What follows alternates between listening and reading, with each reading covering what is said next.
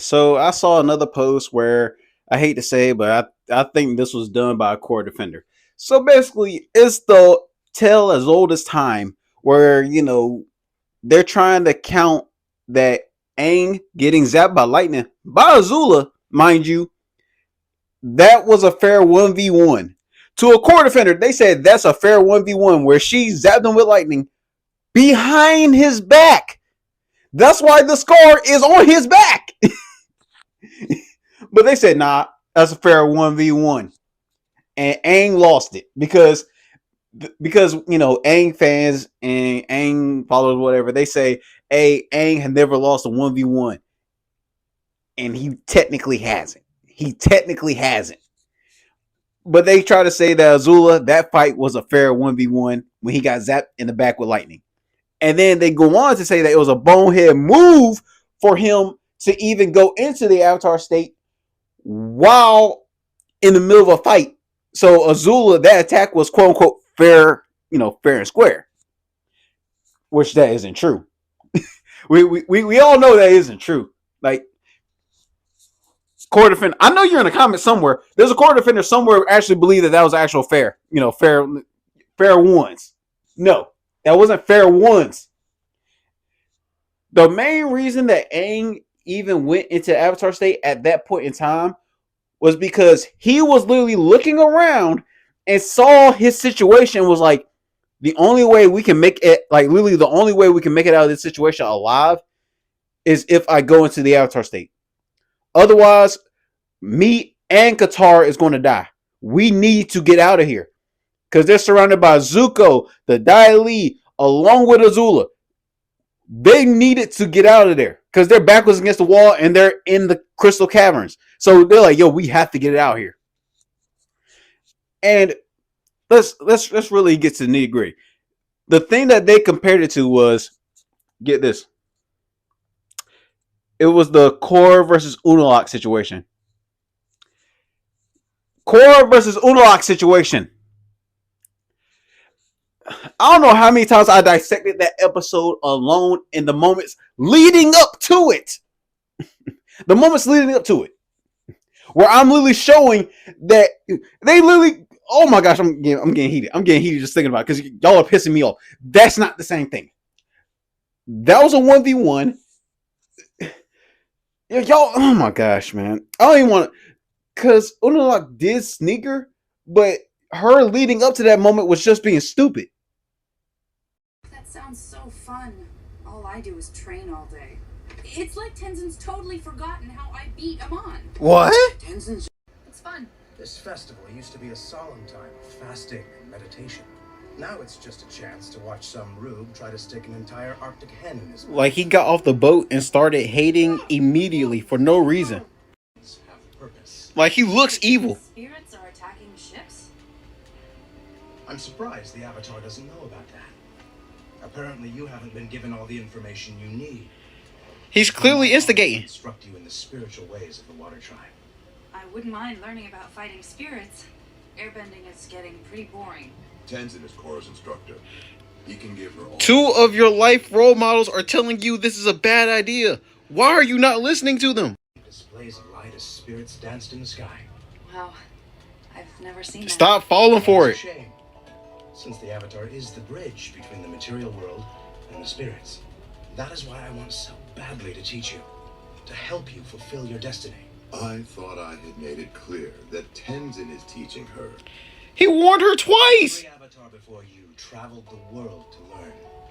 It was Tenzin and your father who kept you secluded at the South Pole and restore the ancient balance between our world and that of the spirits. But I am saddened to see what it has become. A cheap carnival that celebrates greedy... Whoa! Casually disrespecting Korra's dad is insane. When the North can no longer stand idly by, while our southern brothers slip into total spiritual decay. This is a literal hostile takeover. How is Korra not seeing this? I only hope. He says he can teach me about the spirits and my connection to them. Sounds good. What does Tenzin think?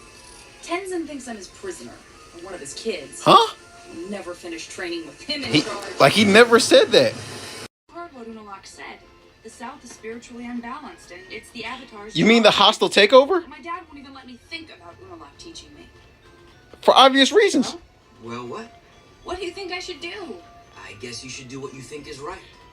I support. Ask your past lives. Oh, thanks. That's a big help. Thought you wanted me to be supportive. Now you want me to tell you what I think? He's a normal civilian. He isn't obligated. Chief Unalaq, clearly you are very knowledgeable. Facts. Korra still has much to learn about airbending. Facts. And I hope that going to the air temples will help her connect with the past avatars. What I say? The air temples will teach her nothing. What? I can give her the training she needs to be a complete avatar. Huh? I told you that will not happen. Hey, I'm right here. Anyone want to ask me what I think? She's making that choice. Please listen. I'm tired of listening to you. The biggest difference between the Aang and Azula fight is Aang and Azula, they were squaring up 1v1. Let's be real. When they squared up 1v1, him and Azula was clashing 1v1. Katara maxed out Azula, which nobody likes. Nobody likes talking about that where Katara maxed out Azula. Nobody wants to talk about that until Zuko came in and jumped in and tried to, be a superhero or whatever. And then they broke off, and then Azula and Aang fought. Cool. That's a 1v1. Aang and Azula, where he turned into, Geodude from Ben 10. That's a fair 1v1. When he went to the crystal caves, that crystal dome thing, and just, protect Katara and all that stuff, and went into the Avatar state, floating up, surrounded by enemies, and got shot in the back. That's not a fair 1v1. That's not a fair 1v1. Korra, on the other hand, going to Unalaq. As soon as Unalaq touched down in the South Pole for the festival, her dad, Tenzin, even Mako, useless ass, even he was like, yo, should we trust this nigga? Even they all was like, yo, we shouldn't trust this nigga Unalaq. Everybody was like, yo, we shouldn't trust this nigga Unalaq. This nigga give me bad vibes. But no, Korra hard-headed self was like, you know what? I don't like y'all telling me what to do. I'm about to say, black people. I'm losing it. I'm losing it. Because, I know for a fact Korra is not blatantly this stupid. She can't, season 2 is easily Korra's worst season. Hands down. Season 2 is the worst season of Korra. We all know this. And I'm talking about strictly for a writing standpoint. Because Korra kept making decisions as if she was 5 years old. These decisions I expect 12-year-old Aang to make. A 12-year-old. Even Aang will figure that out. Yo, this nigga, what? What? What? Yo, this dude is evil. If everybody that, literally, if everybody, my father, my avatar guide, and the boyfriend, if they are all saying, hey, this nigga is evil, we shouldn't trust him, maybe you should listen to them.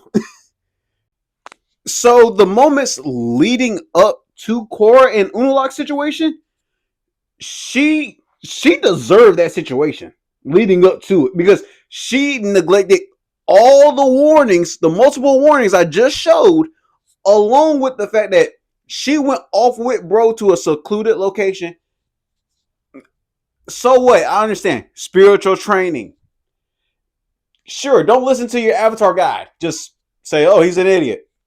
You didn't learn nothing from season 1.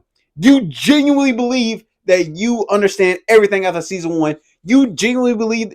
Speaking of which, I'm gonna play the clip where she was about to land in, the South Pole again. And here's some of the stuff that she said. That sounds so fun. All I do is train all day. It's like Tenzin's totally forgotten how I beat Amon. What? Tenzin's. And she genuinely believes that she beat Amon. She believes that she beat Amon easy. Why should she be training? She said, I beat him easy. That's it. And she used the Avatar state to go against Aang's kids like it ain't nothing. Instead of using the Avatar state or like mastering or learning about her past lives, which Tenzin said in a clip that I just showed.